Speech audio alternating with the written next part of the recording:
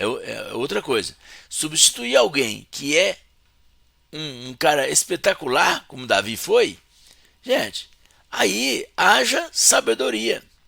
Então, Davi, muitos vão falar muita coisa de Davi, porque Davi era um cara assim, que marcou a história da humanidade.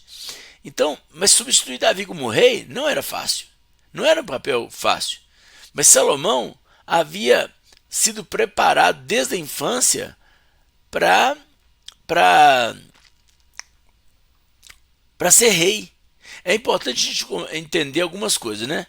Davi tinha várias esposas oficiais, né, princesas, e várias concubinas. Coisas da época, coisas do contexto do rei, aí não tem a ver com o assunto. É só dar uma visão geral da situação.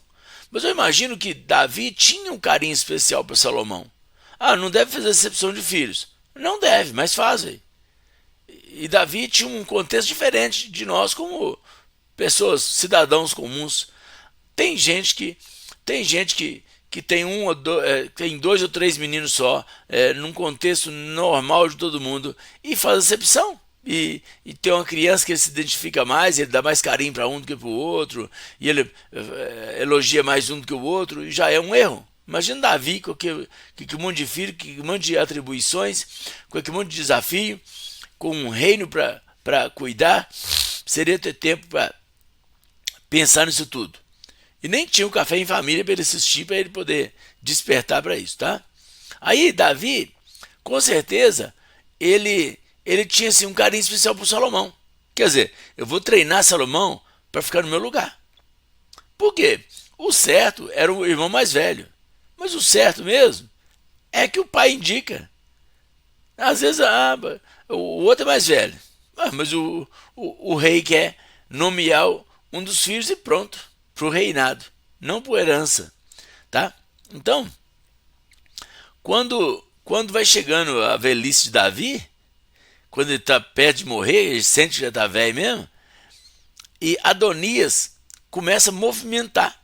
Adonias faz uma certa aliança com algumas pessoas influentes, com alguns líderes, para ele ser nomeado rei. E aí Batseba vai até Davi e fala assim: você não prometeu? Olha só, você não prometeu que meu filho seria o seu sucessor? Quer dizer que havia uma promessa. Claro que ele apaixonou, né? Ele amou muito a Betseba, depois de que a bagunça toda com Urias, ele, né, teve esse relacionamento com a Betseba e não era igual às outras mulheres. Por exemplo, Mical ele teve muitos problemas com ela por causa de Saul. Abigail era mulher do, do Nabal, né? Viúvo de Nabal, e ele casou, teve outras mulheres também. Mas pelo jeito a preferida dele era Batseba. Então, para demonstrar esse amor a Batseba, ele deu mais carinho para Salomão.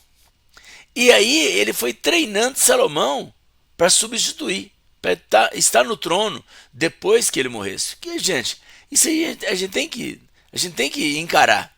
A gente tem que encarar de forma madura. Herança que você deixa para as pessoas, legado que você deixa nas pessoas. Então, como pais e mães, qual o legado que você está deixando para os filhos? O que você está deixando na cabeça dos filhos? O que você está deixando de exemplo para os filhos? Nós não podemos levar uma vida de qualquer jeito, nós não podemos levar a vida como um qualquer. Nós temos que levar uma vida de acordo com aquilo que a gente imagina, que a gente representa para a nossa família, para os nossos filhos. Então a gente não pode viver uma vida de qualquer jeito. E aí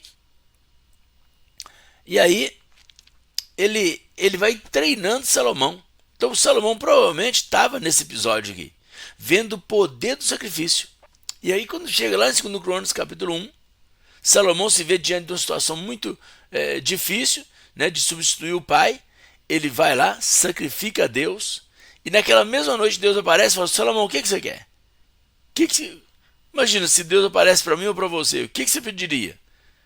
Eu acho que a maioria de nós não ia lembrar de sabedoria. Eu acho que não. Eu acho que a gente não tem essa ideia. Eu acho que, né, por esses dias a gente podia até lembrar, mas na hora que a gente começar a falar de outros assuntos, a gente ia pensar em outras coisas. E aí, E aí, nós começamos a falar sobre questão. Não quero aqui falar do ponto de vista espiritual, mas do ponto de vista do sacrifício. É assim, ó, a vida, gente, ela é um sacrifício. A vida, se você olhar os personagens bíblicos, você não acha nenhum que teve moleza. Nenhum, nenhum. Você pode pegar um por um. Abraão, Noé, Davi, Salomão, Jesus, os discípulos. Qualquer um que você procurar aí, ó, até Deus. Deus amou o mundo de tal maneira que teve que sacrificar. Então é assim, não tem jeito. Não tem, como diz por aí, né? Não tem almoço grátis. Se a pessoa não entender que ela tem que pegar pesado com a vida dela. E outra coisa importante, as pessoas precisam cuidar da própria vida, gente. Tem muita gente preocupado com o problema do outro. Não é com o problema do outro no sentido de ajudar. É o problema de acusar o outro. Ó, você não pode fazer isso, você não pode fazer aquilo, você não pode falar isso.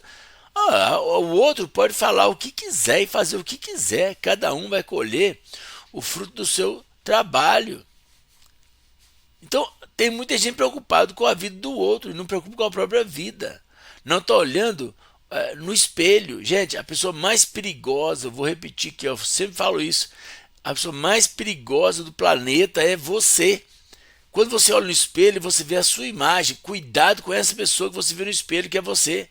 Que ela pode acabar com a sua vida. Ela pode te destruir. Ela pode te tornar um fracassado.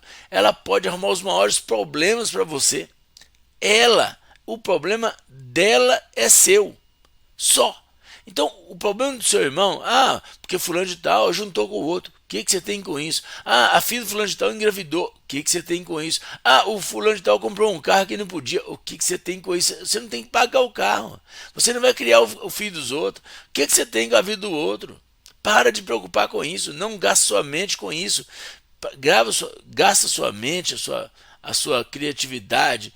Gaste o seu tempo com as coisas da sua vida. Por quê? Porque a vida é um sacrifício. Por que eu estou falando isso?